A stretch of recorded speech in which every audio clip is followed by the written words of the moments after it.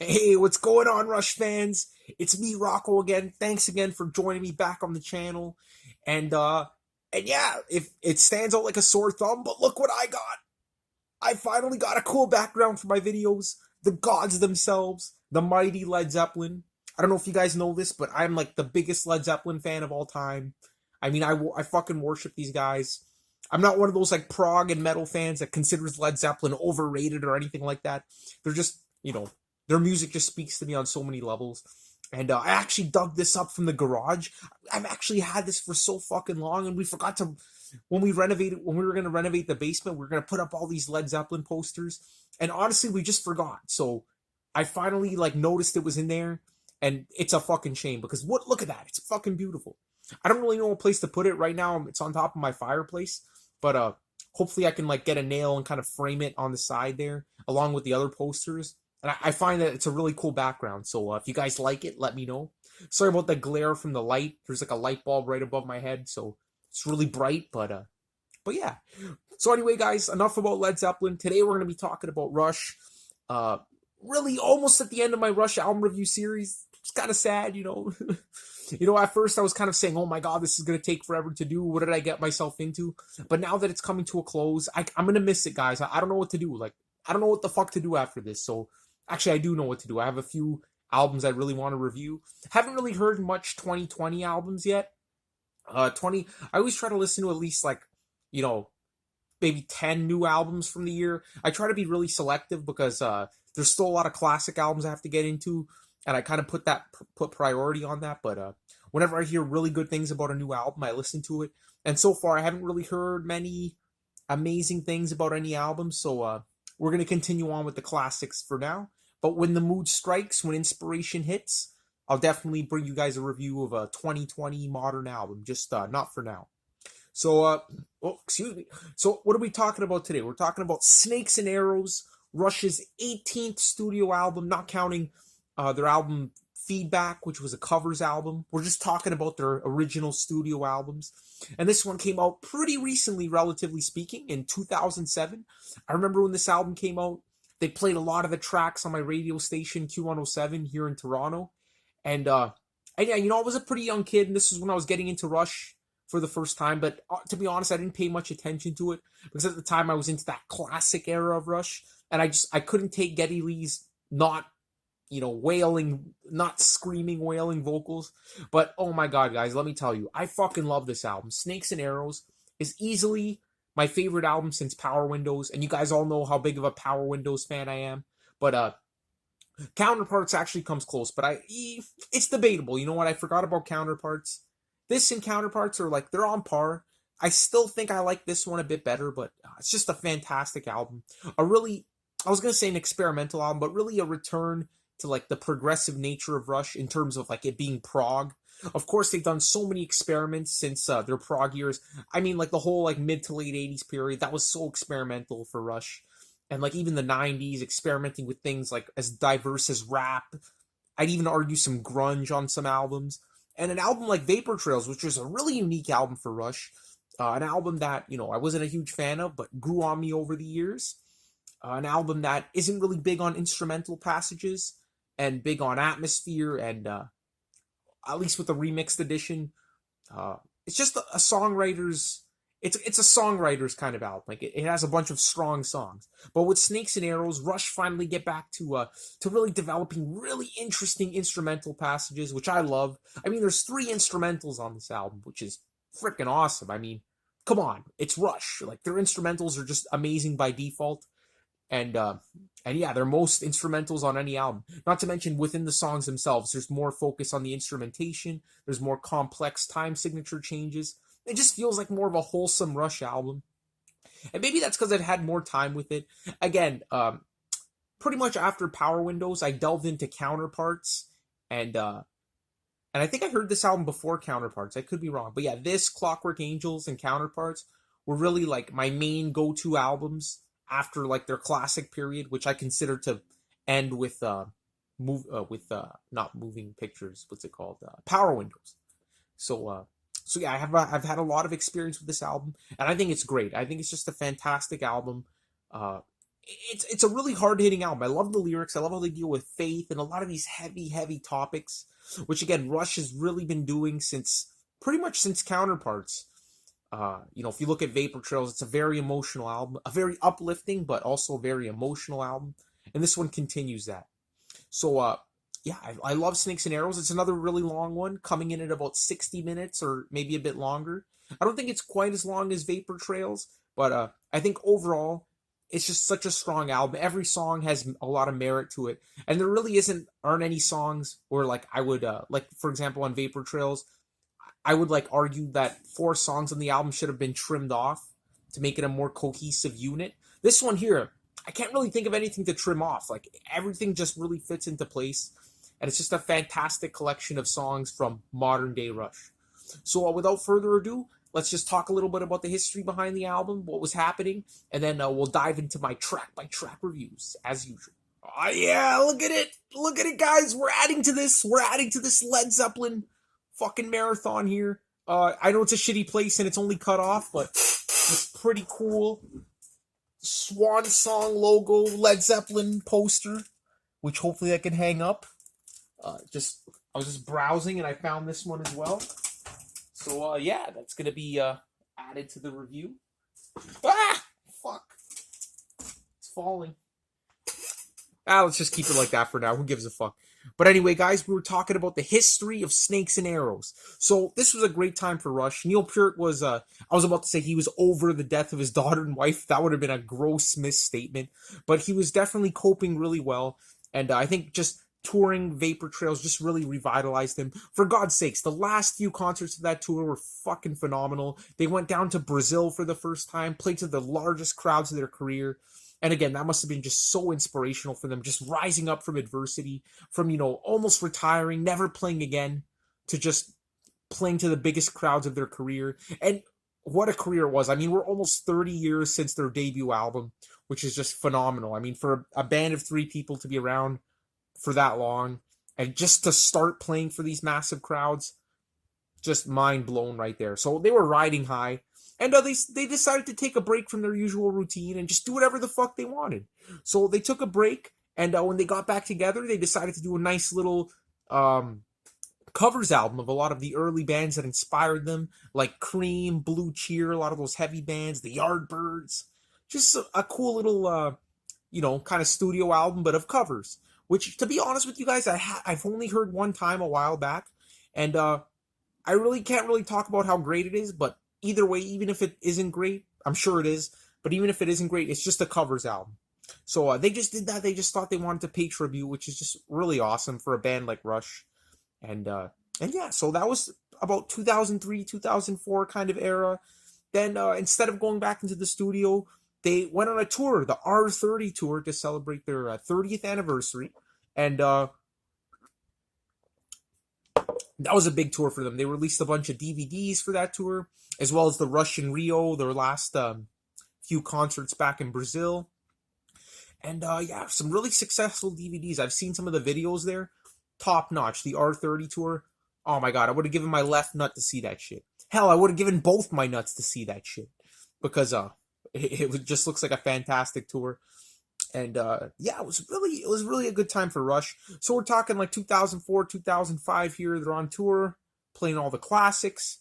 And, apparently at one point, Alex Lifeson met David Gilmour, of all people. One of the most unlikely people imaginable. For all you Lord of the Rings fans, I'm sure you get that reference. And of all people, David Gilmour actually really inspired Alex Lifeson. They were chatting backstage, I'm assuming, at one of David Gilmour's shows. And David Gilmour said, hey, do you ever try writing songs on the acoustic guitar? And Alex Lifeson's like, yeah, kind of, but not really. He's like, try it out. It's a really strong indicator of how good a song is if you write it on an acoustic guitar. So Alex Lifeson did it, and it was a big inspiration. He really enjoyed writing that way, and he loved it so much that he even thanked David Gilmour on the liner notes. And that's another fucking phenomenal band I'm going to have to review one day, Pink Floyd. Not to go off on a huge tangent, but I used to be a bigger Pink Floyd fan than I am now. A lot of their albums kind of like waned on me a bit. They're still really good, but those core albums, the four or five core albums, you guys all know what they are. I don't have to mention them. Oh my god, like best fucking albums ever. But yeah, so Pink Floyd and Rush kind of collided there, which was really cool. And yeah, so now we're in 2006 or so, and Rush started writing their new album, which would end up being Snakes and Arrows. They took a very relaxed approach to doing this, often working at a distance.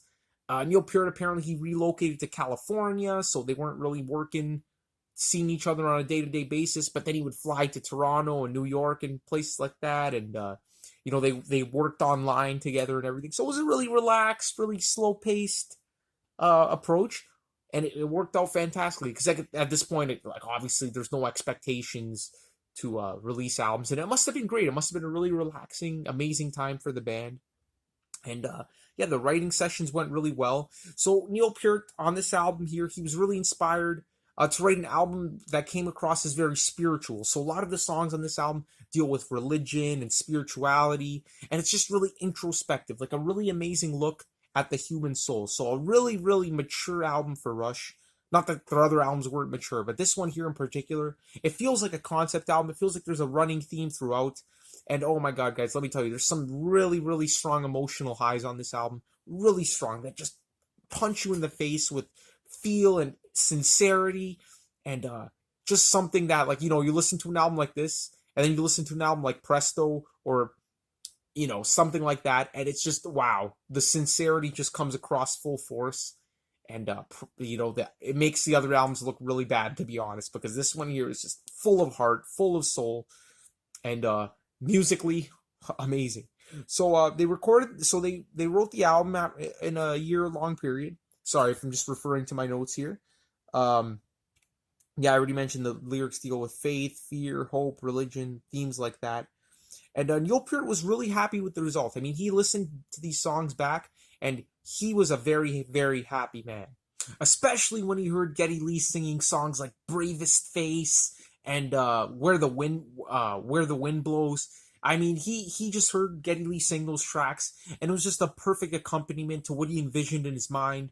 And really, he felt that all his ideas and his concepts for the album were coming to fruition. So that must have been great for Neil Peart as well.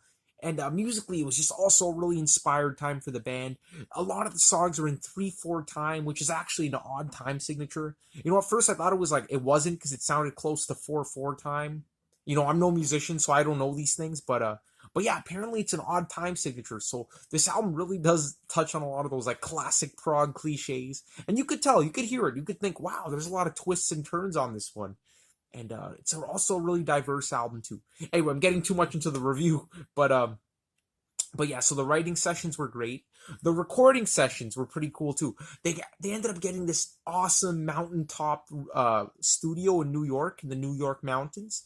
I forgot what it's called. I think it was called yeah, you know what? I can't fucking remember. But they actually recruited a producer, and I'm gonna butcher his name here, but it looks like Nick Raskowitz or something. Fuck me, I can't pronounce that shit. I'm Italian. I can't pronounce Russian names, man. And apparently this guy was a huge fan of Rush. I think the second concert he ever saw, according to Wikipedia, was a Rush concert. And he almost got turned down. I mean, first he applied for the job, and they turned him down, thinking they were going to find someone else. But then that didn't work out. So they got him back. And, that must have been like a dream come true for this dude, like co-producing Rush. And he was apparently really inspirational to them. He kept urging the band to get back to their prog roots, really do a lot of twists and turns in the tracks. And kind of like Paul, oh man, I'm forgetting his name, Paul Collins from the previous, on Counterparts, encouraging the band to get heavy again, which again is just a paradox considering he produced Power Windows and Hold Your Fire. But yeah, very similarly, this Nick Rodinowitz guy, or whatever the fuck his name is, he inspired Rush. And the album, the writing sessions were already taking a more progressive rock kind of nature to them, but with him at the helm behind the production, it added that extra proggy touch with his fanboyism of the 70s. And they actually nicknamed him Boosh, or Boosh, because apparently he would air drum to all the Neil Peart's drumming, and he took a keen interest in getting the best drum sound possible, which I got to applaud this guy. When I listen to this album, the drums really stand out. I mean, the last few albums, you listen to them, and you're not really, to be honest, you're not really focusing on the drums, or at least in my opinion. They just kind of blend into the background. But on this album, the drums are like Oh man, Neil Peart at his finest, and especially on the next album, Clockwork Angels. Holy fuck, guys! So yeah, great producer, and I think he really improved the sound, the overall sound of the album. The production's fantastic on here. I mean, you don't get that shit on Vapor Trails. There's no like loudness war going on, and it's just amazing and a very well produced album. So applause to him. So this album here, it went to number 3 on the Billboard charts. Phenomenal. And again, Rush were playing to huge crowds. This tour was just phenomenal. I mean, if you look at the set list on this tour, holy shit, guys. They were playing so many classics. And you know what? A lot of songs from Power Windows. I did notice that. So, awesome set list. For all you Power Windows haters, you know, the band was into that album. But yeah, great set list. I mean, every single song was amazing. And they played a lot of deep cuts too. So the Snakes and Arrows tour, great. Obviously, I didn't see it. I've never seen Rush, which is just such a shame. But something I'm going to have to live with for the rest of my life. I'll drink to that because I'm never going to live it down. But yeah, I wish I saw this tour. But anyway, it was a very successful album for them. And again, a pretty big gap between this and Clockwork Angels. But they did not let off any steam, let me tell you that, guys. So now let's just quickly recap. I already kind of overall reviewed this album during the history, so I'll be brief. But let's just get into my overall review. Alright, is it getting excessive yet, guys? Look at him, the golden god himself, Robert Plant. Oh man, I gotta rearrange these posters. It'll be perfect. I'll put one there, one over there, one over there. It'll be beautiful. But anyway, guys, we're talking about the overall reviews for Snakes and Arrows. So I kind of already alluded to a lot of things here, so I'm just going to succinctly summarize what makes this album so great. Number 1, okay, I feel like with this album, Rush got back to their instrumental prowess. There's a lot of time changes on this album, a lot of unexpected twists and turns, and it just sounds like the band's fired up and instrumentally just back in shape after all that touring. And just some of their most interesting instrumental work in a long-ass time. Again, there's 3 instrumentals on this album. All great. You know, nothing as great as YYZ or La Villa Strangiato, but very, very satisfying instrumentals. Number 2, Geddy Lee sounds fantastic on this album. A lot better than on Vapor Trails. Because on Vapor Trails, as we all know, we had that annoying Geddy Lee kind of layered vocal effect, which quite irked me a lot on that album. Wasn't a big fan of that style. On this album here, it's kept to a minimum, and his vocals are just generally in the lower range. Again, on Vapor Trails, I felt like he was just striving too hard to hit those high notes again. And of course, like 30 years down the road, you're not going to be able to sing like on fucking Finding My Way or, the shit on Caress of Steel in 2112. It's just not feasible at that point. So I think on this album, he finally came to terms with that. And again, on Clockwork Angels, and just embraced his lower register, which he was already doing in the 80s, but for some reason on Vapor Trails, he felt like he had to push the boundaries again. And, yeah, so the vocals on this album, fantastic. The lyrics I already mentioned, just incredible, very emotional, very faithful. And again, the album itself, Snakes and Arrows, it's based on this Indian kind of board game, I'm assuming, but there's a metaphor behind it. I'm not going to get too much into the concepts and the lyrics, or else this video would be very long, but needless to say, they're very spiritual. Alex Lifeson's guitar playing, excellent. Some of his best guitar playing in a while. I feel like he got his heavy riffs are heavy in the sense of it being like a hard rock riff rather than grungy like we heard on even like Counterparts and especially on Vapor Trails. He was trying to get that grungy kind of sound. But on this album, he's back to that hard rock tone, but incorporates a lot of acoustic, a lot of Middle Eastern sound kind of effects on there. So Alex Lifeson's in top form. Neil Peart especially, I already mentioned his drumming on this album. It just stands out. I mean, especially after the last few releases, it really feels like Neil Peart was just excellent. And again, nothing against his drumming on the previous albums, but on Snakes and Arrows, wow, what a tour de force, guys. What a tour de force. Again, the album's very lengthy. It has 3 instrumentals, but they're all great, and I love the pacing of the album. I mean, you get like a slower song followed by a faster song, and instrumentals thrown out, so it really keeps it refreshing, and you don't really get that listener's fatigue like you do with Vapor Trails, and even albums like Test for Echo and Presto and things like that, where it just feels like every song is just a chore to get through. Or okay, yeah, that's a bit harsh, but you know what I mean. So great. I love Alex Lifeson's acoustic playing as well. Definitely a lot more acoustic on this album, which is great. Gives that laid back kind of again, that spiritual kind of vibe to it. Thanks, David Gilmour. And yeah, what else should I say about this? I mean, there's so many great things about this album.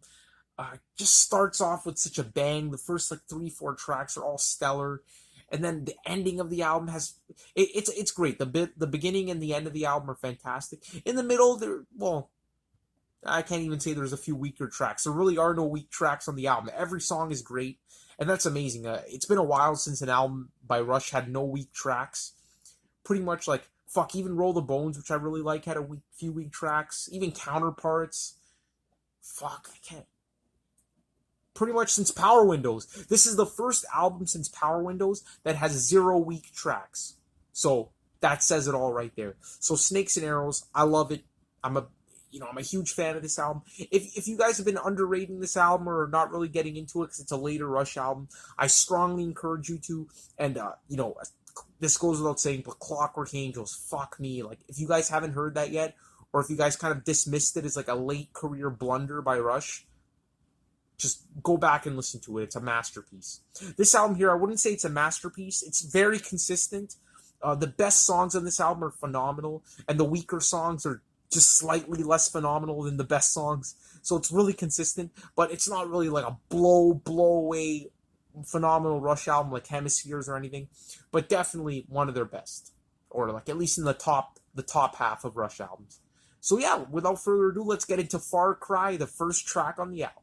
You can almost feel the terror when you can almost see the circuits blowing. One day I feel I'm on top of the world, and the next it's falling in on me. I can get back on. First track on the album, Far Cry. Freaking love this track, guys. I fucking love the song Far Cry. It's like a late career Rush highlight for me. And I mean, this was probably the lead single off the album, and I can definitely see why they chose it. It's just such an energetic song, such a musically intricate track. I mean, there's so many time signature changes on this one, and it's catchy, it's succinct, it's to the point. It's just overall one of the freshest and most energetic Rush songs in a very, very long time. And I mean, it just opens up with a fucking vengeance. I mean, that riff that comes in it has that classic 70s Rush stop and start kind of action, which, oh my god, I freaking love that. I freaking love that stuff. And really, it's the first time they did that since literally the mid 70s. I'm not even kidding, guys. Even on their heavier albums like Counterparts, they weren't doing that stop and start action like they do on Far Cry. And then it locks into one of the funkiest grooves, the impossible not to headbang to. Again, harkening back to the Counterparts era, just such a groovy, almost doomy riff at some points. Musicianship is just top notch. The drumming again is just what a great intro. And then the lyrics come in and it's it's amazing. Then, this song kind of has like 2 choruses. It has like the pre-chorus, the more laid-back section where he says, "It's a far cry from the world we thought we'd inherit." And it has that kind of like, those backing vocals and also that kind of like dream-like synth going on in the background. But then it gets into this anthemic chorus, the "Sometimes I feel I'm on top of the world," and that part right there. So inspirational, so anthemic. Just what a fantastic chorus. Just sticks in your head like fucking super glue. I'm telling you guys. What a fantastic chorus. So anthemic. Oh my god. Then it gets back to the original riff and it kind of rinses and repeats. There isn't really an instrumental highlight in this track, but it gets back to that original riff with the with Alex Lifeson doing some really cool atmospheric guitar in the background. Overall, the guitar performance on this song is just really interesting to listen to. Some fantastic riffage going on. Just one of the most energetic openers of any Rush album. Definitely, I like it better than the opener on Vapor Trails. The name's escaping me right now. One Little Victory, which is a fantastic track, but I gotta give this one the edge.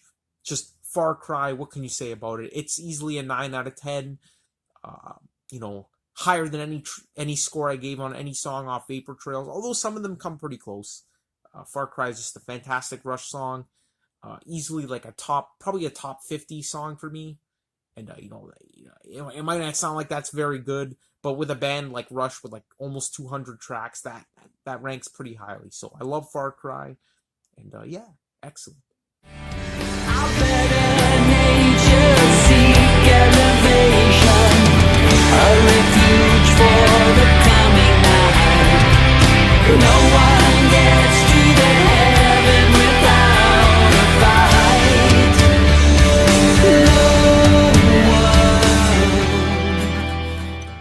Track number 2, Armor and Sword, another fantastic song. I love it. This is really kind of like the title track of the album.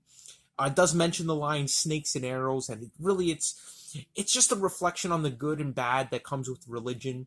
Not to get into my personal beliefs about religion, but I do think there are a lot of pros and cons behind it. Again, the pros kind of stemming from the psychosocial comfort that people get from practicing religion, and again, as a healthcare worker, I can't, if it helps people, like, go ahead and do it, but it also has a dark side. So really the armor is the good side of religion, like the protection it has, the comfort, the peace of mind, and the sword is all the negative that comes with it. Again, imagery of the crusade comes to mind, the crusades of the Middle Ages. But yeah, really strong atmosphere, really strong imagery going on there. But the musicianship is just incredible on this song. I mean, it just starts off with this rocking riff, the and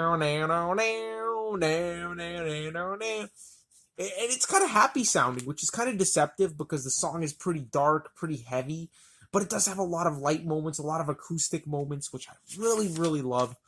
Again, the bass gives the song a lot of weight. The bass comes in early on, and it's like, wow, it just elevates the track to amazing heights. Then this heavy riff comes in, and Geddy Lee just sounds so intense, where he sings, sometimes the spirit is too strong, but the flesh is too weak, or whatever. I know, I'm not a singer, I'm butchering it, but that is a fantastic line right there, and the riff is just so doomy, so heavy. It's just, punch in the face right there. And, then the chorus comes in where no one gets into heaven without a fight, and I freaking love that chorus. The acoustic guitar there is just so comforting, and it's just a relaxing part of the song. Like, kind of like clouds bursting through a storm. I love that. It's just so uplifting. And, oh man, it kind of repeats that formula throughout, so it's a 6.5-minute song. And there is a really good solo at around the 4.5-minute mark. It gets really ominous, really dark, really stormy at one point at the 4-minute mark or so, about the 4 to the 5-minute mark. I love that part. And the solo is just really distorted and ominous and interesting. And I freaking love this track. Again, the drumming performance is incredible. Yeah, this one here was really kind of like the crux of the album, this track. Really emphasizes the main theme of the album, talking about the religion and everything like that, as I already mentioned. And yeah, man, what else can you say about this one? It's a really good track, and just pretty much just as good as Far Cry, in my opinion. Originally, when I first heard this album, I thought the song was a little bit repetitive, but it's just grown on me so much over the years. Easily a 9 out of 10. Easily just a fantastic Rush song. Armor and Sword. Track number 2. All my life I've been working them angels overtime, riding and riding and living so close to the edge. Track number 3, Workin' Them Angels Overtime. I freaking love this song. Again, we're like 3 for 3 right now, guys. Like, this album's been fucking phenomenal so far, and Workin' Them Angels is no exception. I love this song a lot. I mean, like, it has such a strong, optimistic opening riff. The vocals are really uplifting at the beginning, but then it gets really heavy during like the main chorus of the song, and this thumping, absolutely thumping riff comes in. That's the best word I can use to describe it. And it's just a fantastic riff. And then the chorus comes in with the all my life I've been working them angels. overtime. Such a powerful riff right there, and such a great chorus. And again, for the longest time, I didn't know what the fuck they were talking about when they said "working them angels." Like, what the hell does that mean? But it's so obvious to me now. I mean, this song here is about like redemption, and really, that's my interpretation. But really, I feel that this song is about redemption. Again, working them angels being a metaphor for really testing God, really testing God's patience, sinning and doing everything, like basically everything that a human being does throughout their life to sin. And really, ultimately, at the end of the day, being forgiven by God, if that makes any sense. Sorry if I'm just rambling right now, but that's my like interpretation of it. And the guardian angel being kind of like a representative, kind of like an advocate, kind of like a lawyer to you during times of sin. That's really what comes to mind. So really phenomenal song. Great imagery right there. Again, such a powerful song. I love how they mention memories strumming at the heart of a moving picture. Like the way they use the word moving picture, it was an obvious throwback to like their classic album. And it could be kind of cheesy when bands kind of refer to their past. Again, the Judas Priest album, Redeemer of Souls. Sorry, not Redeemer of Souls. Angel of Retribution. There's a lot of references to like their earlier career, and I think they just did that to kind of like draw in the old fans. But on this album here, when they reference the old albums like Moving Pictures, it feels right for some reason, and I get goosebumps when they use the word Moving Pictures. It's just referencing their past, referencing like their great albums. And that's a great moment right there. Also, you got a lot of like Middle Eastern vibes going on this song. A lot of that like mandala kind of feel that Alex Lifeson was kind of using on Test for Echo on the song. Fuck, I'm forgetting the name now. Like the third song on the album. I'm sure you guys know what I'm talking about. But here it actually works. So great Eastern mandala kind of vibes on this song. I don't know if he's actually playing on the mandala or if it's just like an effect or something, but it gives it that nice Middle Eastern exotic feel that a lot of the songs on this album actually have. So really cool effect right there. And, you get a little bit of that Geddy Lee choir going on with the whoa, whoa, whoa in the background, but it's not overused and it doesn't sound really overpowering. So I give it the thumbs up. And there's some great drum fills going on in the track. So Working Them Angels, top-notch song. I'd give it like easily an 8.5 out of 10. So a classic. Some are blessed and some are cursed. The golden one will start from birth.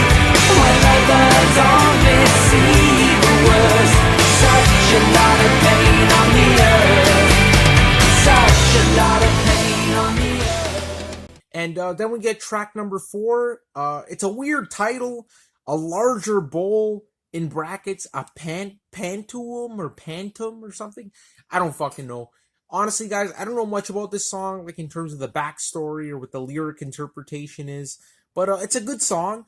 I believe it was like the second single released from the album. The first being Far Cry, then this one, I believe.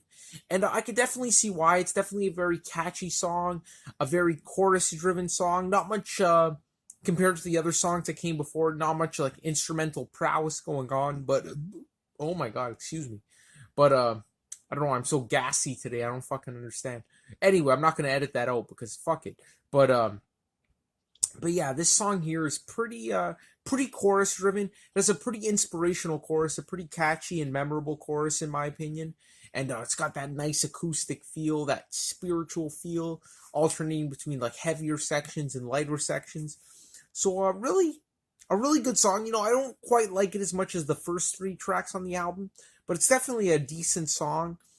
And not like a Rush classic or anything, but keeps the flow going with the album. And I love the acoustic guitar playing. The Geddy Lee kind of like scat singing, if you want to put it that way, is pretty interesting. Pretty it isn't overwhelming whatsoever, kind of like the previous song. So yeah, Larger Bowl is a really cool song. And I like the lyrics too. Like such a lot of pain on the earth. That line right there is just, you can't argue with that because it's just fucking true. But Really good song. A lot of good acoustic moments, and really good, short, catchy 4-minute track. So the larger bowl, I'd probably give this an 8 out of 10. A pretty solid 8 out of 10. Not one of my favorites on the album, but pretty damn good. What am I supposed to say? Where are the words to answer you when you talk that way? Okay, so now coming in at track number 5, we got Spindrift. This is another one of those tracks, kind of like the one before it, where it's not one of my favorite songs on the album, but it's definitely a strong song, and really that's how this whole album goes. Even the weaker tracks on the album are still really strong. And this one here just has a lot of character to it. It's a really sinister, really ominous sounding kind of track. And I love how it just starts off with this really ominous acoustic guitar. You have no idea where it's going to go. And then a really, really sinister riff comes in. The down, down, down, down, do, do, do. And Geddy Lee comes in. It's a really haunting kind of intro to the song. Again, there's like you get a little bit of respite later on with some laid back acoustic sections. The part I'm thinking of is when Geddy Lee singing "A Little Closer to You." That part there is kind of like the calm amidst the storm. But really, this song is a storm. It's a really dark one, a really brooding and ominous one. And it takes its time. I think it's about 5.5 minutes or so. So really a nice, really moody track on the album. Unlike a lot of the other songs that Rush would do. And this one here, it has some orchestration in the middle. It sounds like the whole song just swells up. But really, ultimately, it follows a pretty tight structure where it just repeats that ominous riff followed by that kind of respite. But then there's this great build-up right before the laid-back section where Geddy Lee sings, "What am I supposed to do? Where are the words to answer you?" That part right there is just this awesome uplifting build-up in the midst of this track. And then it gets into that more laid-back section where he sings "A Little Closer to You." So maybe I should have mentioned that part first, but I really love that section right there. And I love how the song, you think it finally starts fading out, and then the original riff just comes back in, that sinister, and it kind of like, it's kind of like a jump scare. The musical equivalent of a jump scare. Like if you're listening to it for the first time, you wouldn't be expecting that shit. And it gets really, really intense. And I feel like this was a missed opportunity. During this intense ending of the song, it could have just build and build and build until it just exploded. But then it just fades out again. So I really think that extended outro could have been a lot better than it ended up being. But you might not notice it the first time, but Geddy Lee is doing some bass gymnastics in the background during that section. It's just not really that strong in the mix, but if you listen carefully, right at the end of the song before it fades out, Geddy Lee is going nuts on that shit. So Spindrift, it has a lot of merit to it. I think it could have been a little bit better than it ended up being because of that outro, but overall, it's a really good song. I would give it easily an 8 to an 8.5 out of 10, somewhere in that range.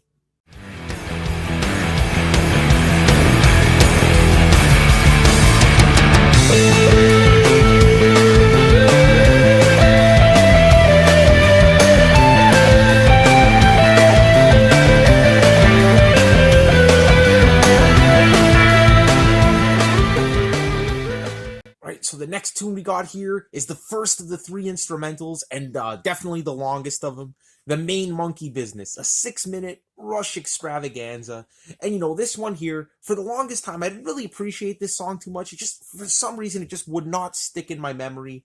And, I still kind of feel the same way today. Like, there's some really memorable sections, but overall, the main theme of the song isn't really that as standout as it could have been, especially for a Rush instrumental. Now, this one here, where would I rank it among the Rush instrumentals? Okay, so La Villa Strangiato and YYZ are by far the best. Then the one on Counterparts, the name is escaping me right now, like something Leave That Thing Alone or something. Then probably the one on Test for Echo, Limbo's pretty good. Then I would say, this one would be a bit better than that. So this is kind of an in between. So it's definitely like in the top half of the Rush instrumentals, but it's not like top tier. So this track here, it's pretty cool. It starts off with this nice atmospheric acoustic section, followed by this nice spacey, laid-back main theme of the song. The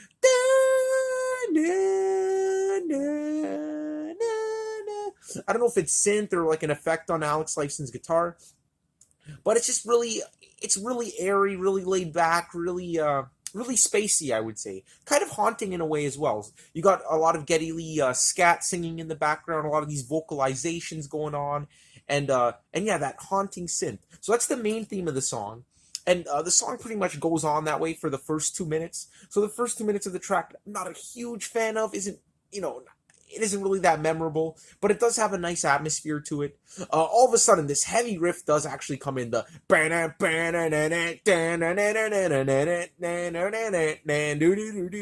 sorry to be singing everything, but it's the only way to really like talk about what I'm get across what I'm talking about. And that riff is amazing. But you know, before you know it, it's gone, and it goes back into the main theme. So the first 2-3 minutes of the track are okay. They're not amazing. They're just okay.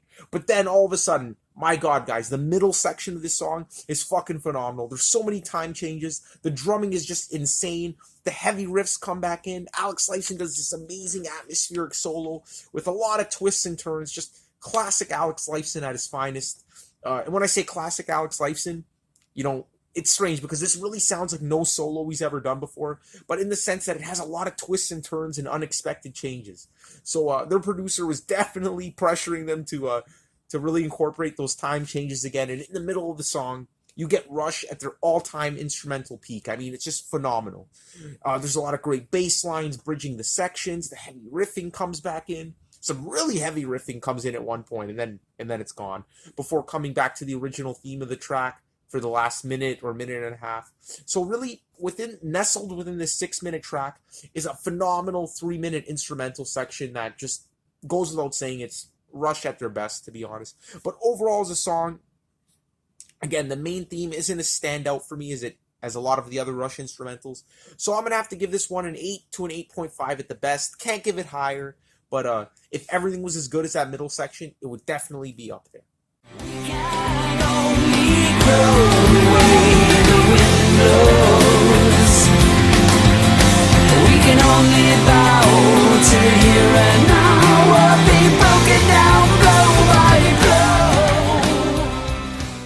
This next track here is fucking phenomenal, guys. One of my all-time favorite late period Rush songs, The Way the Wind Blows.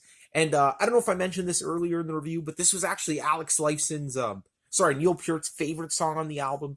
And honestly, I can't agree more. I mean, this is by far my favorite track on the album. Well, okay, when I say by far, I don't really mean it.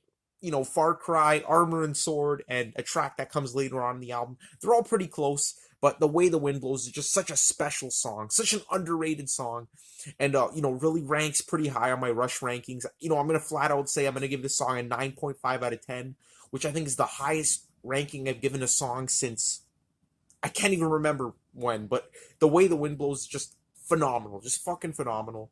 It starts off with this military kind of drumming intro, and then all of a sudden this bluesy Alex Lifeson solo comes in, so fucking bluesy.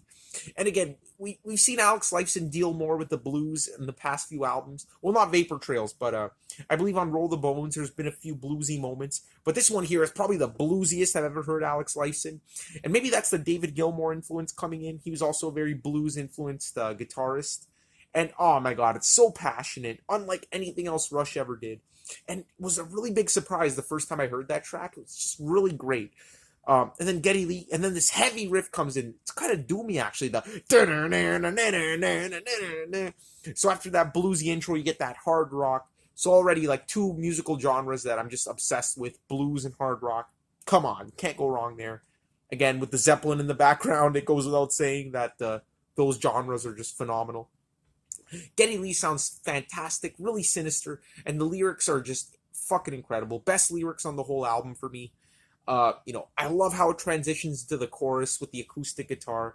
It's really like one of those goosebump-inducing moments. And I love Geddy Lee's vocalization of this. His voice kind of squeaks a little bit. It kind of whines a little bit, but in a good way. When he says, "You can only bow to the here and now." That kind of now. Just, normally that would kind of irritate me, but it's perfect. It works perfectly on this track. And then when all the electric instruments kick in, it just kicks into overdrive, and it's just such a powerful chorus. Just such an emotional high point.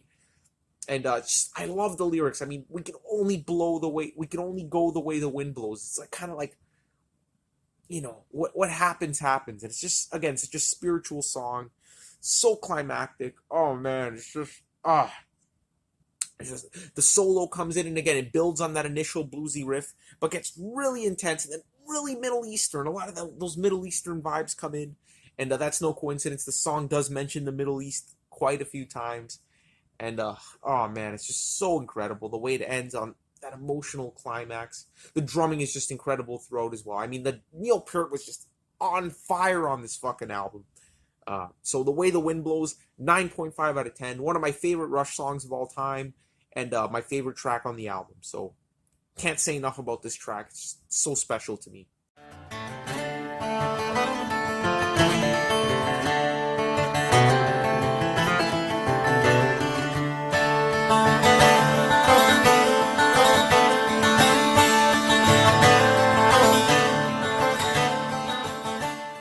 Speaking of special songs, guys, the next one here, Hope.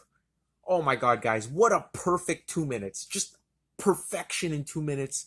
This is the second instrumental on the album, and this might be controversial, but I like this better than the main Monkey Business, and it's only 1/3 the length, coming in at 2 minutes. It's just a phenomenal song, guys. It's basically Alex Lifeson just playing 2 minutes of the purest, most, oh my god, most earnest, beautiful acoustic guitar I've ever heard. I mean, there's a few songs that really touched me on an emotional level, just solo acoustic guitar pieces. Brawny-R by Led Zeppelin comes to mind, and a lot of those other tracks, a lot of that Neil Young stuff, but this one here is right up there. This is just a beautiful track. It goes through so many twists and turns, and just like the name implies, this song is really optimistic, really hopeful, and never fails to get your spirits up. I mean, it goes through so many moods in 2 minutes. It's just unbelievable. Just goes to show how Alex Lifeson was a genius with the guitar. This guy was a compositional genius. I've heard people call him one-dimensional. There's some YouTubers, not going to mention any names. I keep hearing them say that Alex Lifeson is one-dimensional. But come on, listen to stuff like this. And again, going back, he's proven time and time again that he's a master at the acoustic guitar. Like the intro of the Farewell to King's title track. Oh my god, just fucking phenomenal. I could think about countless other examples, but this guy is just a master. And really, this tune is kind of in the vein of, I mentioned Brawny-R by Zeppelin. Very folky, has that Celtic, Irish kind of feel to it. Very Burt Jansch inspired, I would say. But yeah, amazing song, and just so unexpected to hear something like this on an album. And it really keeps with the spiritual theme. You really feel like in a Zen kind of mindset when listening to Hope. Yeah, I'm easily going to give this a 9 out of 10. Easily. Even though it's just a 2-minute acoustic piece, it's beautiful, and you just can't deny your emotions when you hear this song. Just one of the best moments on the album for me. So, Hope is hands down a classic. I don't have faith in faith. I don't believe in belief. You can call me faithless. So coming off those two major highlights on the album, Where the Wind Blows and Hope, we get a song called Faithless. And this one here, it's another one of those tracks on the album that isn't really a standout moment, but it's still a pretty decent song. And this one here, coming in at 5.5 minutes, my main issue with it is that it's a tad bit too long. I think it plods at certain points in the track. I think it could have done a little bit of trimming, but it's still a really beautiful song. And I guess Rush they actually intended this song to be a slow pace, slow tempo kind of tune. They were kind of trying to get out of their comfort zone. They put some orchestration on it, that you got the string section. But the main thing about this song is the lyrics are just phenomenal. I mean, wow, there are just so many lyrical standout moments on this album, especially the chorus. Actually, not really. Especially the first line, I have my own moral compass to steer by. And really that ties into the concept of faith. And, you could be a good person without having faith in a specific deity or religion or anything like that. So I really love the message behind the song. And the orchestration does give it that extra oomph. It's just the chorus does seem a little plodding at points, a little bit repetitive. I think it's repeated about 6 times throughout the song, so a little bit too much for me. And but the music itself is really good, really laid back. and it does have a climactic Alex Lifeson solo at the end, which is just a really good, feel good, classic rock kind of solo. Like he's not really doing any like gymnastics like he was doing on the main Monkey Business and things like that. This is just a straight up classic rock solo. So Faithless, great message, not one of the standouts, but a good song. So I'm gonna give it an 8 out of 10. In the sweetest child there's a vicious streak. In the strongest man there's a child so weak. In the whole wide world there's no magic place. So you might as well rise, put on your bravest face. Put on your bravest face. Coming in next on the album, we got Bravest Face, another big highlight on the album. Definitely a contender for one of the best tracks, and another just really special song. I mean, the lyrics just, how could the lyrics not grab you? I mean, this song is just, oh man, it's just so inspirational, so motivational. You know, when you're facing like some tough times and going through some, you know, some nasty points in your life, just play Bravest Face, and I guarantee you, it'll help you. This song's basically about saying you can't escape the bullshit in the world. As Neil Peart puts it, there's no magical place, so you might as well rise and put on your bravest face. It's just, sometimes you need that reassurance in your life. And, you know, not to spend too much time on the lyrics, they're freaking phenomenal. Talking about how everything has like a good side and a dark side. You know, for example, in the strongest man, there's a soul so weak. In the oldest man, there's a child so young. Things like in the sweetest child, there's a vicious streak, and so on and so forth. So really, like, it's inevitable. Like, you're gonna be faced with bullshit, but you gotta rise above and crush that shit. And the way the music just conveys that is so interesting. And this song, just overall, is one of the most interesting Rush tracks. Definitely sounds nothing like they've ever done. Again, they're bringing in that string section, or maybe it's even a mellotron. I don't even know. But whatever it is, it gives the song that weight. And I like how it kind of starts off with a teaser, like that string section comes in full force, and Geddy Lee sings, "Though we might have precious little, it's still precious," which is kind of like the pre-chorus thing that would come in later on. But then instead of getting into the chorus, it gets into the main kind of verse of the track, which is acoustic driven. And I love Geddy Lee's vocals on this part. It sounds really weird, really ominous and dark, keeping with the theme of the other tracks on the album.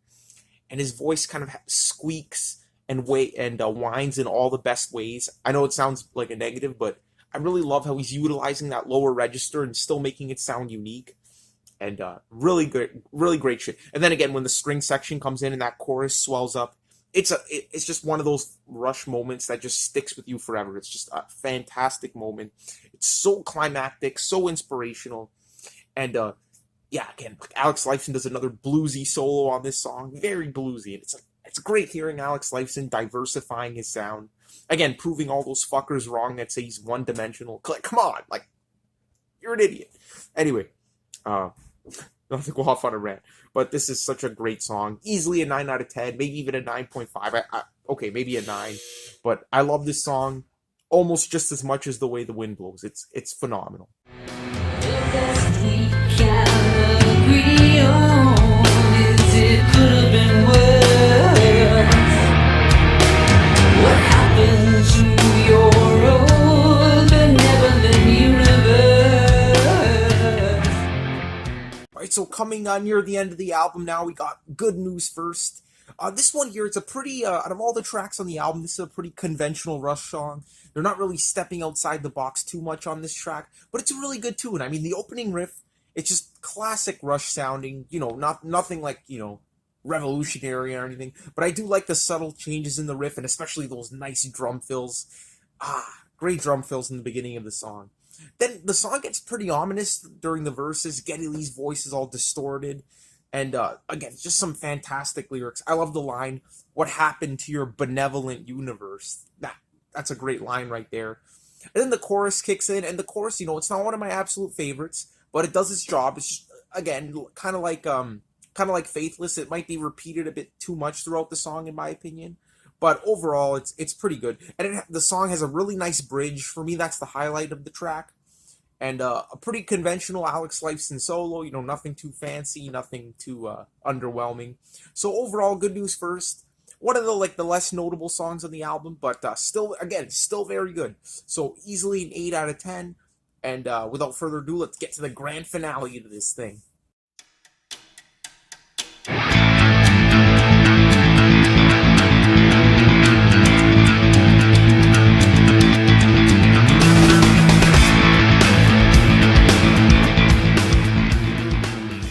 Now with the second last track on the album, Malignant Narcissism. Get ready to have your ass just frankly kicked, okay? This song will kick your fucking ass for 2 minutes straight. This is another instrumental, the third instrumental on the album. And holy fuck, guys. This song here just, it's heavy. It grabs you by the balls. And it's just Rush instrumentals at their absolute finest. I mean, this one here, it's only 2 minutes, just like Hope. But I feel like Hope and Malignant Narcissism are better than the entire 6.5 minute main Monkey Business. Bar the middle section that I love so much. I don't know, call it controversial. That's my honest opinion. But yeah, Malignant Narcissism. Such a cool title track, by the way. I gotta mention, come on. There should be a band named Malignant Narcissism. It's such a great fucking name for a song. And really, it's just a barrage for 2 straight minutes. The centerpiece of the song is Geddy Lee's fantastic, funky bass playing. I mean, we haven't heard thick bass playing like this from Geddy Lee in quite a while. Definitely not on Vapor Trails. Nothing like this on Vapor Trails. Nothing like this on Test for Echo. You'll have to go back quite a few albums to hear Geddy Lee really playing that fucking thick bass tone. And there's riffs up the ass. Get Alex Lifeson comes in, and really not too much variation throughout the first minute of the 2 minute track. But at the 1 minute mark, the song kind of slows down, gets to this weird atmospheric kind of section, and then the ending of the song is just extremely strong. You got that stop and start action again, that classic 70s where the song would just stop for a millisecond, and then a bass solo or a bass fill would come in, or a drum fill, a guitar fill, and this song just really goes back to that style, and it's amazing. It's just, I didn't know Rush had it in him. But yeah, the last minute of this track is just absolute Rush musical perfection. Such a great track. And the best thing is, this was a totally spur of the moment song. They were in the studio just jamming, and Geddy Lee had that classic riff, and they're like, God damn it, we gotta put this on the album. Holy shit, my phone's not stopping. Anyway, I'm not getting it. I'm talking about Rush. But I think that's all I have to say about this track. So yeah, 2 minutes, but it really packs a punch. And yeah, another really big highlight on the album. Oh, I guess they gave up. So yeah, this one here, fucking 9 out of 10. Keep going until dawn. How many times must another line be gone? We could be down and gone, but we hold on. Last but not least on the album, we got We Hold On. Oh man, they saved a really good one for last. I really love this track, and I really think it's an underrated tune. Again, coming at the end of the album, it's easy after a long 60-minute album to get a little bit of ear fatigue and listening fatigue, and kind of underrate the songs that come later on the album. But I really feel like We Hold On is a highlight for me. I freaking love this track. I love how it starts off just pretty laid back, pretty acoustically.